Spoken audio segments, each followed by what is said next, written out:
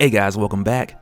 So now we have arrived finally to the moment that has been building up since Weapons of Mutant Destruction, when we first got the creation of Batch H Alpha, later to be known as Weapon H, finally meeting up with the immortal Hulk and Wolverine in a 3-part series called Hulkverines. And that is the title that they've been sprinkling in since Weapon H's first appearance in Totally Awesome Hulk. And even before they announced this title dropping, it was like, okay, we know they're gonna use this title for something, because that name just kept coming back. And so what I want to do as we get into breaking this down is talk about a number of the tie-ins and connections that occurred recently that led us to this point. But first, if you're new to the channel, be sure to subscribe to catch the spills every week, and don't forget to hit that bell up top so we can squat up in the comments for the first hour.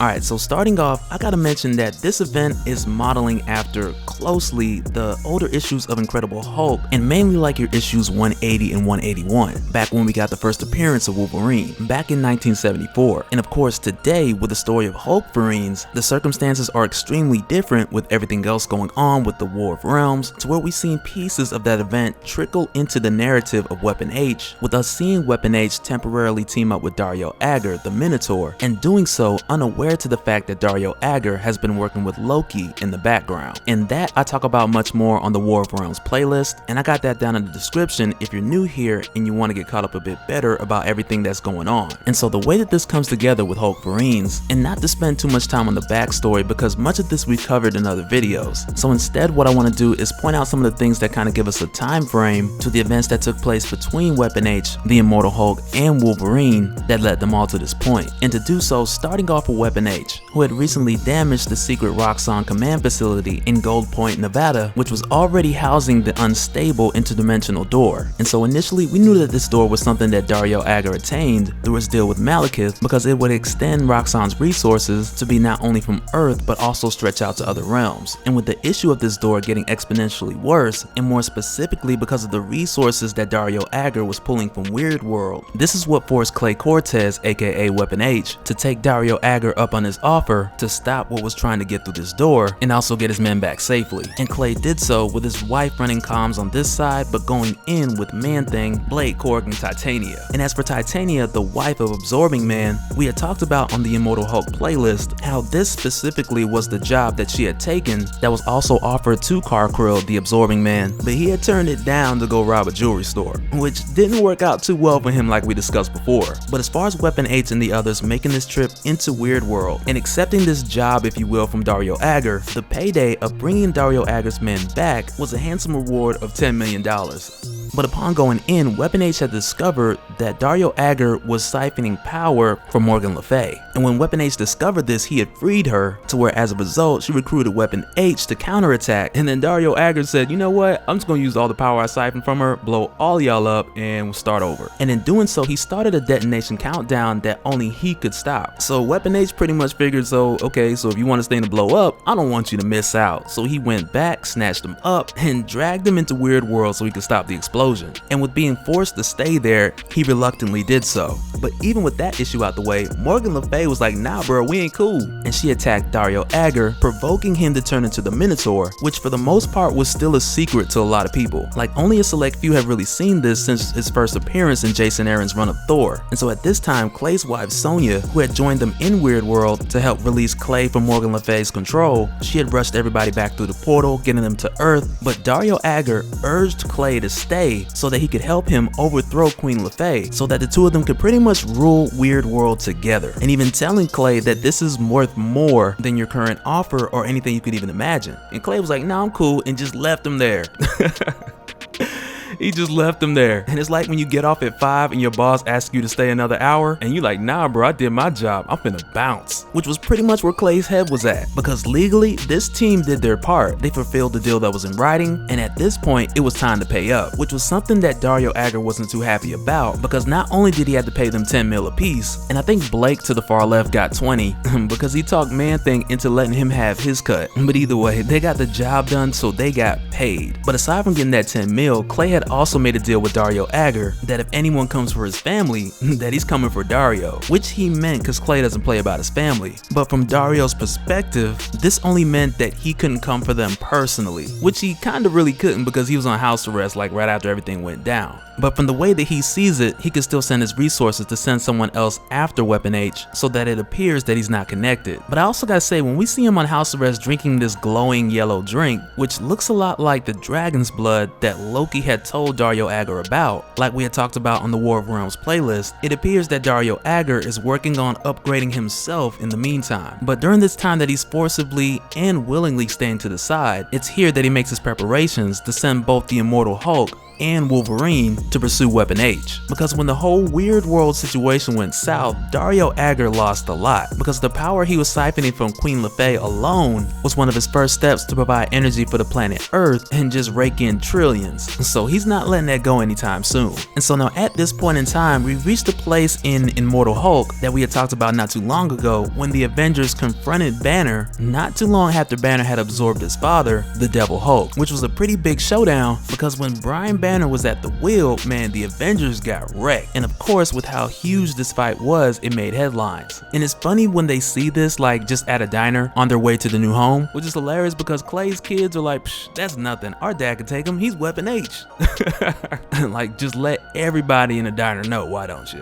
But I gotta say, like, even up until this point, you can tell with Clay, like the progression of his character, that over time, since he's been back with his kids, and even when he has to be away, but since the time that he's become Weapon H, he's become a lot more comfortable with sharing who he is with his children. And the kids, the twins, they cannot get enough of it. Like, if you was a little kid and your dad was Weapon H, you'd probably be the same way. And I'd probably be a terrible kid. Like, my daddy's Weapon H, what you gonna do? But what's funny is when they see the Immortal Hulk on the news, the kids are like, well, our dad can take him. And he's like, of course I could. But he tries to get the point through to them that they're not trying to broadcast it, also while trying to assure the twins that he's finished with all the quote Hulk business. But we already know he's gonna do what he need to do when he need to do it. But when he finally gets them home after much of their traveling, and much of it was cold and wet, they finally get to their home, which is set up with a safe room, to which I'm sure is also set up for Sonya to communicate to him in the field if need be, which is much related to what her job was over at Roxxon, and a lot like how she assisted Clay when he was in Weird World and she was helping him out from Roxxon. So you guys know from here, we are Weapon H, because you know good and well your woman don't want you having fun without her.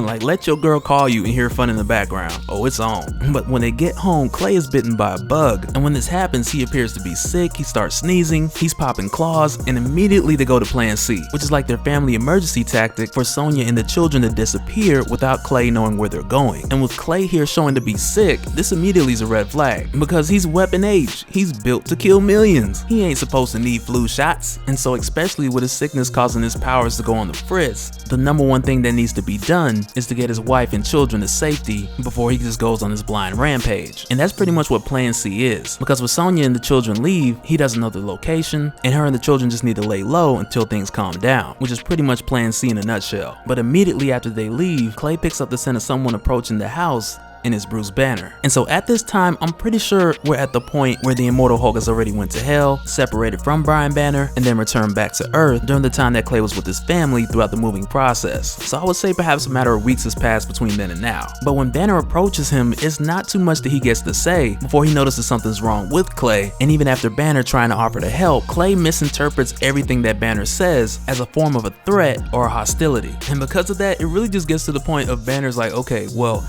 I tried to help you, I tried to do this the easy way, but now the other guy's gotta take over. And Banner hulks out and they go at it. But it's at this time that we also find out that the whole bug thing was set up by the leader, who's also watching this brawl from a distance while also being closed off by a strike team from Shadow Base, which, just as a quick reminder, we talked about in the Immortal Hulk, like Shadow Base, they're the ones who tore Hulk to pieces, attempting to examine him and find out the source of his immortality. And so at this point, with them telling the leader that this plan isn't gonna work by just getting Weapon H to kill the Hulk, because the Hulk can drain gamma radiation now, the leader tells them that not only does he know, but that's exactly what he's counting on, because he wants the Hulk to drain Weapon H, because as soon as he does that, this virus, if you will get transferred over from Weapon H to the Immortal Hulk, which was well played because it did exactly that. And when this happens, and I guess the leader isn't really aware of the full capabilities of Weapon H, with Clay not being so easy to mind control, almost as if he's building a higher tolerance over time. And plus, with the addition of the Hulk draining some of that out of him, when he tells Clay to kill the Hulk right here, he also tells Clay that he knows about Plan C.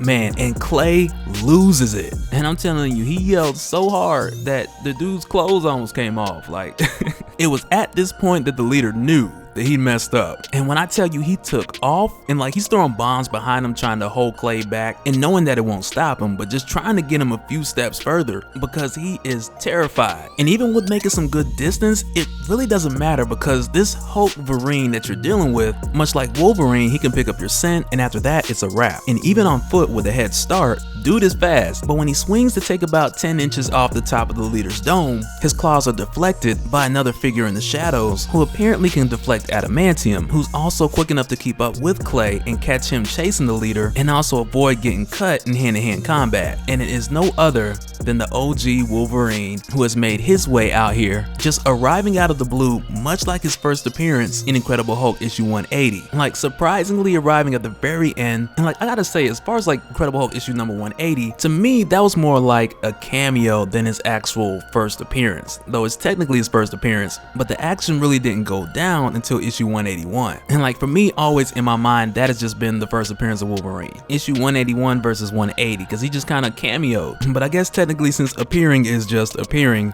it's 180.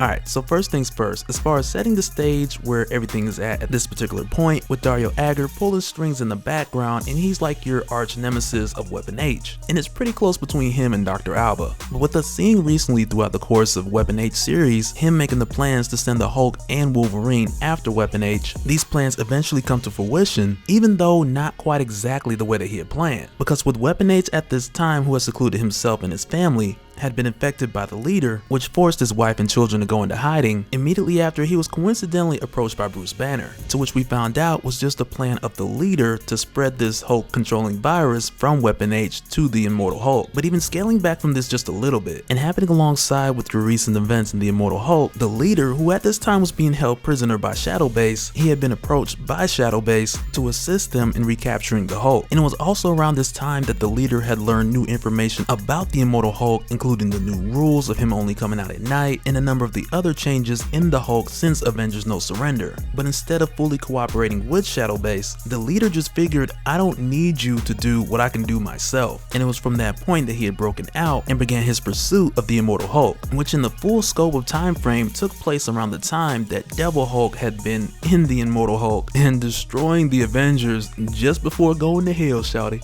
But so with the leader using his classic methods of Hulk manipulation and infecting Weapon H and successfully getting Weapon H to infect the Immortal Hulk, only to find out that with Clay, aka Weapon H, that there was an additional factor that he did not expect, and we'll talk about that in a little bit. But with this unforeseen factor causing Clay to snap out of his influence, and as a result Clay went right after the leader, who at this point had threatened the security of his family, the leader is then suddenly saved by the arrival of the original Wolverine. And I mentioned in the previous video much how Greg Pak had made the first issue feel like a callback to like your first appearance of Wolverine back in Incredible Hulk issue number 180, but also I had to say that there's a bit of your Wolverine series in here also, because a number of years later, going out through the late 80s, through your 90s to the late 90s, Wolverine had a solo series that went back and went more into depth with a lot of the previous narratives that we had seen happen with Wolverine, either by Len Wein or from Chris Claremont, and it gave us a number of these Wolverine narratives that more so just filled up the gaps. And amongst these narratives, in your Wolverine issue number 144, we go back to a time before Wolverine had even met the Hulk, still working with Department H, and he had just put on the yellow and blue suit for the first time. And doing so for him to make his debut as a superhero and also to be Canada's answer to Captain America. And so after just getting the suit, I want to say like his first night out, he was going against this small group of local terrorists in Ontario, Canada, to where in the middle of this confrontation where he's just wrecking these guys and they're just utterly confused because they've never seen somebody take this many bullets and not die. But in the middle of this confrontation, which is like a day away from him actually meeting the Hulk, he is whisked away by the leader, which throughout Wolverine's history, this is the first time that he's ever met the leader, which originally didn't take place in your first appearance of Wolverine, but it was a retcon like in your late 90s. But with the leader doing this, he had also captured Hercules and Carcass, who's a deviant of your ancient race, spent some time in Olympia, did some stunt acting for the Eternals, and this dude's been all over the place. But the leader's plans with capturing all three of these guys was to use them to go up against the Hulk, in an attempt to give them orders to just beat down the Hulk and bring him back to the leader alive. But this attempt was never successful because soon they broke free from the restraints,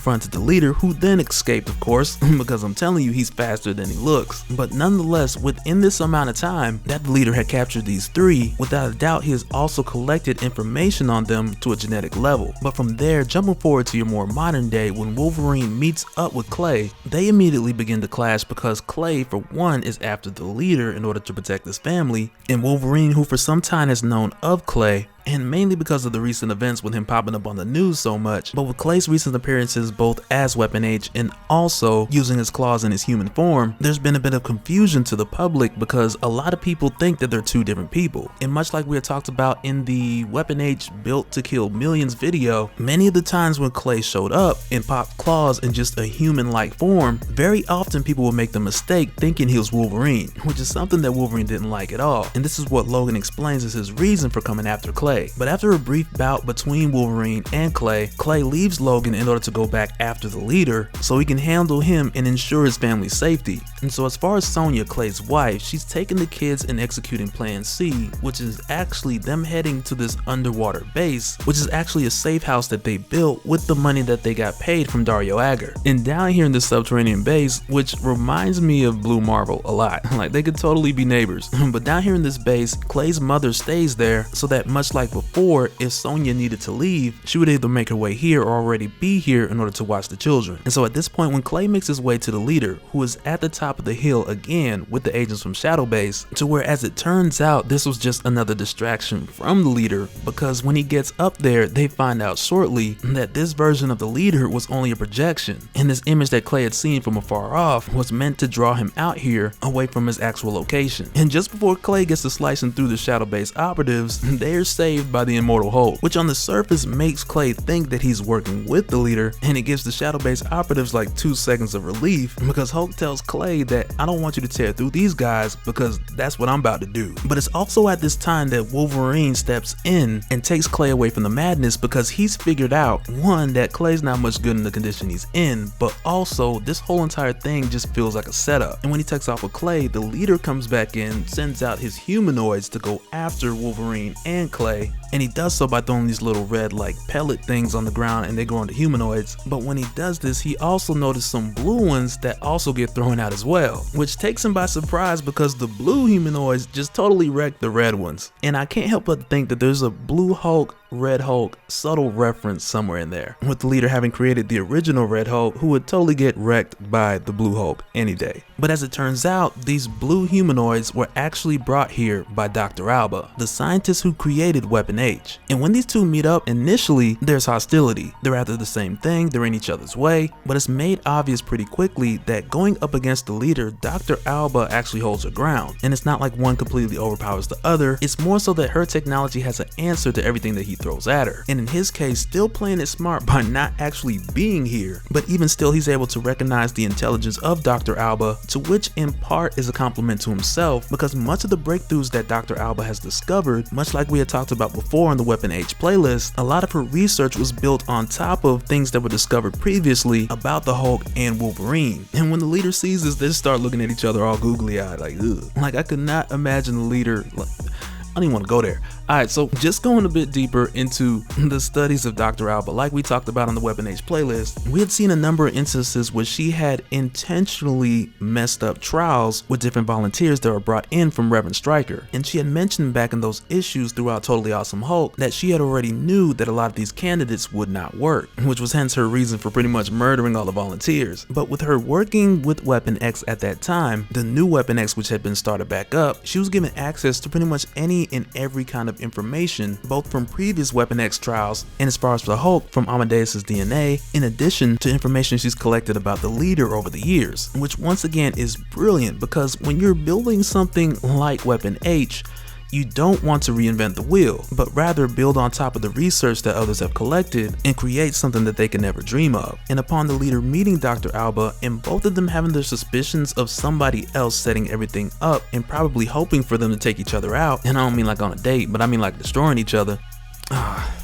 you know what I mean. But together they figure out that somebody else is pulling strings behind the scene and that they need to work together and combine their brilliant minds. And so at this point in time with the Immortal Hulk, who has pretty much just ran through the whole Shadow Base crew, but after doing so he uses Agent NG to get more information on Weapon H and the location of his family, to whom at this time Clay doesn't even know, because that was part of the whole Plan C, that he doesn't know where they're located in order to ensure their safety, but after things calm down they will be able to reach him. But also around this time, stepping away from all the madness, they exchange information about everything that's led up to this point, which leads Wolverine to further believe that this is all a setup. And this gives Logan the additional motivation not only to figure out what's going on, but with him also being aware of Clay having a family, he wants to help him keep his family safe as well. And while they're talking, boom, the Hulk just runs by like he's the fastest man alive. And for whatever reason, that was just super funny to me. Like, you're having a conversation, then the Hulk just goes jetting right past you like he's trying to fix the timeline or something.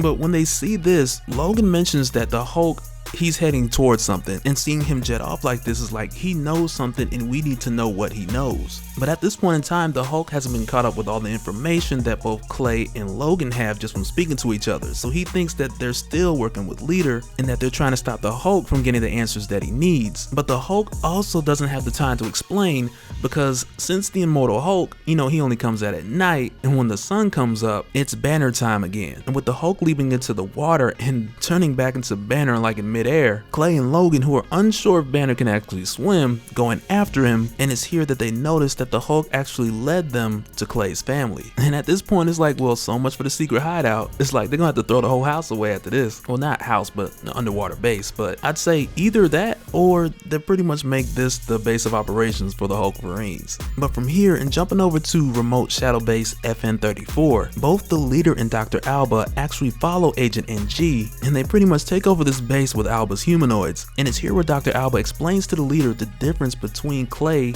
Wolverine, and the Hulk, which has much to do with her reason for selecting Clay in the first place, being that he was the only one of the three who could actually control his emotions. And it's here where Dr. Alba mentions, with both Hulk and Wolverine being completely uncontrollable, she mentions here that it's time that they go back to the originals and add to them the research which she has developed in addition to the knowledge of the Leader, and turn the Immortal Hulk and Wolverine into Hulkverines, because their emotional instability makes them more susceptible to control that they realize they can never come to with Clay. And this is one of your main reasons why Clay was able to overcome the virus from the Leader. But with the Leader teaming up with Dr. Alba, and the Leader having his research prior to from meeting Wolverine, I think it's gonna be pretty crazy where we see this go. And even though it'll be a while before we actually see that play out, I am pretty curious to see the outcome of these three going at it on a leveled playing field. And of course, not that it'll be anything permanent, because Wolverine having the Phoenix Force and then being Wolverine and the Hulkverines Ween,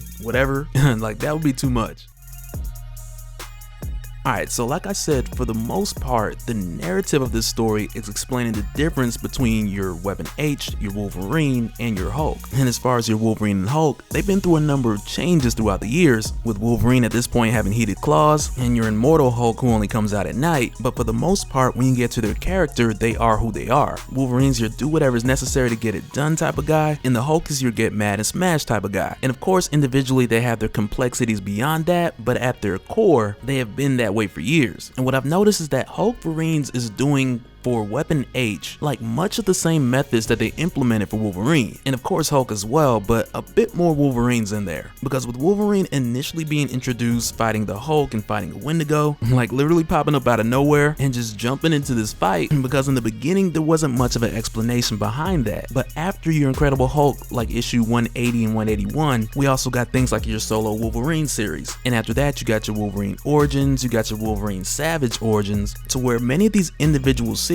serve the purpose of further fleshing out the events that happened in between the events that we had seen prior, whether it was in Incredible Hulk Volume 1, whether it was in Uncanny X-Men, whether it was in Alpha Flight. Like, the main objective of all these series serve the purpose of telling more about his past in order to let us know more about his character. And in Hulkverines, which is pretty much doing the same thing, but without getting into Weapon H's past that much, this series as a whole is just really one of those ingredients that's part of a larger recipe that has been very much modeled after Wolverine, to where you begin with X Soldier first appears in the Hulk, but Clay has to fight a lot more Hulks because back then there was only really one Hulk, at least on Earth anyway. But establishing Weapon H in the Marvel landscape right now with all these Wolverines and all these Hulks, they're able to show us things with Clay in the course of a couple of years that took them with Logan like decades. But with everything that's taken place so far, like with the leader manipulating both the Hulk and Wolverine to the point of where they would eventually cross paths with Clay, which was a plan of the leaders which eventually led him to meeting Dr. Alba, to where they initially faced off, which eventually led to a stalemate. This really more so served the purpose of establishing Dr. Alba, who is a much newer character, to being on par with the leader, and of course with different advantages that counterbalance his intelligence. But with the leader's plans more or less failing with these three, and he really came to kill, steal, and destroy, which ended up backfiring into a team up, this then forces Clay to move his family from their underwater safe house, because the leader has made it clear that he knows where Clay's family is at this point, and if the three of them were to go after the leader, then Clay's family just wouldn't be safe in this location, which is 100% correct, because as soon as they touch the surface from this hideout, they're attacked by one of Dr. Alba's humanoids, which is very much a leader-like tactic, but we've seen already that Dr. Alba has taken a lot of inspiration from the leader, as well as many other brilliant minds of Marvel history, but in doing so, her humanoids are much bigger, much stronger, because she built on top of what already existed instead of trying to reinvent the wheel. But with this attack seeming to be on Clay's family, but instead, as it turns out, this humanoid just boot gang Wolverine and Banner and just takes off with him, and that's it. And so like we had talked about not long ago, Dr. Alba and the leader have pretty much hijacked the shadow base location and commandeered their laboratory in order to make their next attempt at capturing and controlling Weapon H. And with them working together, which is a pretty dangerous combination, because both are smart, but the leader is a freaking genius.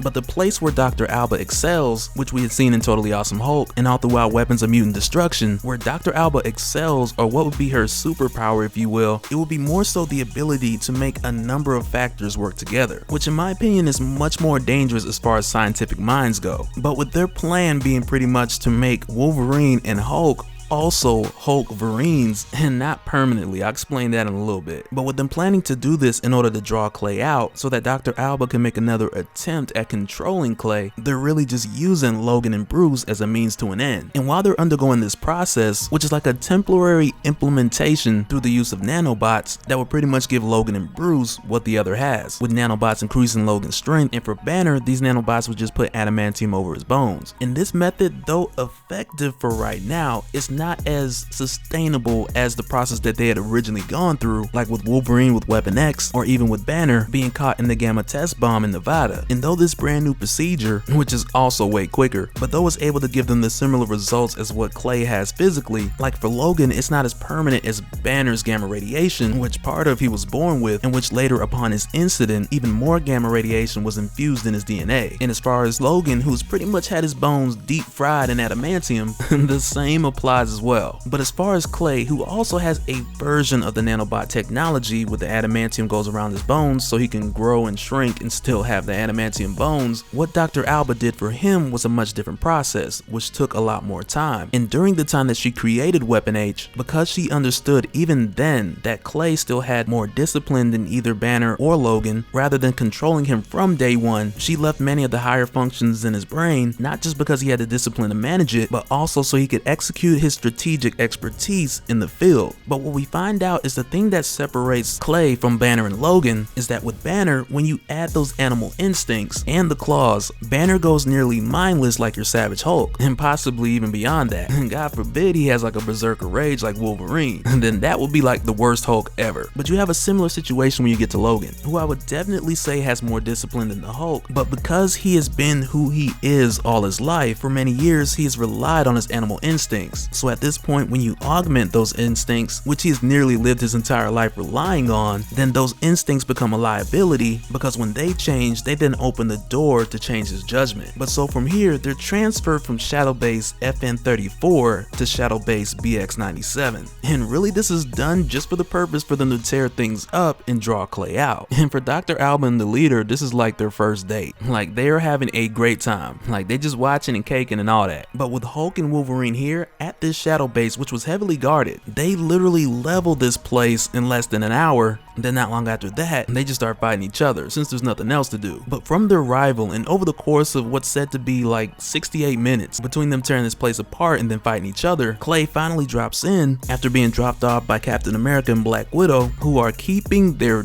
distance because they ain't stupid. Because this is the kill box now. Like, this is where you go to die. And the two of them know better than to come out here throwing frisbees and going pew pew with little guns, man. You just don't do that. Because from the time that Clay got there, it's just an all-out brawl. And as far as Hulk and Wolverine, who haven't really been given instructions, they just been set out here and just let wild. And as a result, they're just gonna destroy anything that's in their path. And if you're wondering how much exactly, just trust me, it was a lot. Especially since we're talking about the Wolverine here with the heated claws. Hulked out Wolverine with the heated claws. Like, come on, man. But the thing is, with Clay going up against these two and taking a lot of damage in the process, but with applying strategy, he then just takes the fight over to the leader and Dr. Alba, who both thought it would be cool just to kick it courtside. But if you're gonna watch the game courtside, you gotta know in your mind that there's a possibility one of the players just might jump for the ball and land in your lap. And usually the players who do that, they're not like your clean-cut players. They're more like your Dennis Rodman or somebody. So they were aware pretty quickly that this wasn't a good look. But of course, they had a contingency for that, which I mentioned before. Those nanobots, they just hit the switch, call them back, and both Banner and Logan go back to their regular selves, to which both are still dangerous, but not immediately because they both need time to recover. But with this being done, this is when Dr. Alba implements her endgame and makes her attempt to use these new nanobots to control Clay. And like I mentioned before, when she first made him, she had left his mind alone so he can make decisions in the field, so he can be strategic. And unlike Wolverine when he was in Weapon X, to where at the time after there was a training period, but for Clay there would be no need. And so in order to make this even more thorough this time, she mentions that she's even going to go as far to erase his family from his memories to eliminate what she would call baggage, for him to quote think clearer and be easier to direct and contain. And man, I tell you, that is a heads up display if I ever seen one.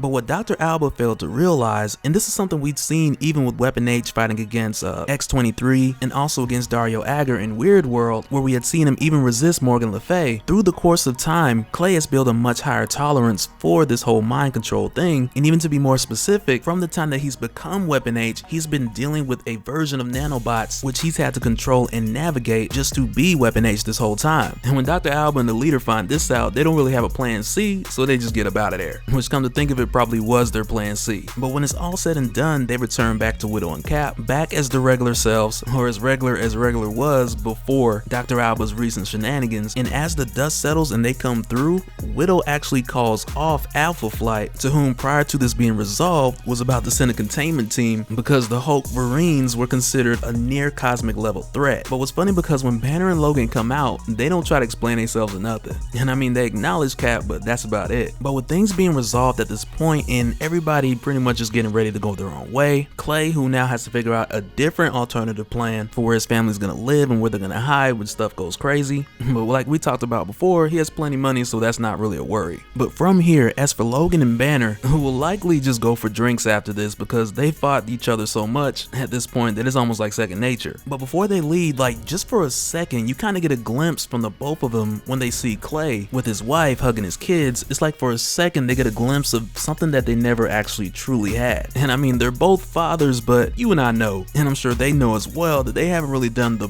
best in that department. And this moment was briefly a reminder of that. But the funny thing is, trailing Bruce and Logan as they go to get a drink, Dr. Alba and the leader, who are still kind of watching and trailing them, and just really going back and forth on how Wolverine and the Hulk and Weapon H are just quote unquote wasted potential, they actually realize through all of this that they really see a lot from the same standpoint. And at that moment, they knew that they were meant to be together. And I gotta say, I knew it. I knew it from day one. Like, ever since they fought each other and nobody won, I was like, oh yeah, they definitely gonna hook up at some point in time. And I still don't want to picture that in my mind. Don't want that mental image. But that'll do it for this one, guys. Let me know your thoughts down in the comments below, and we'll do it again in the next one. Alright, later.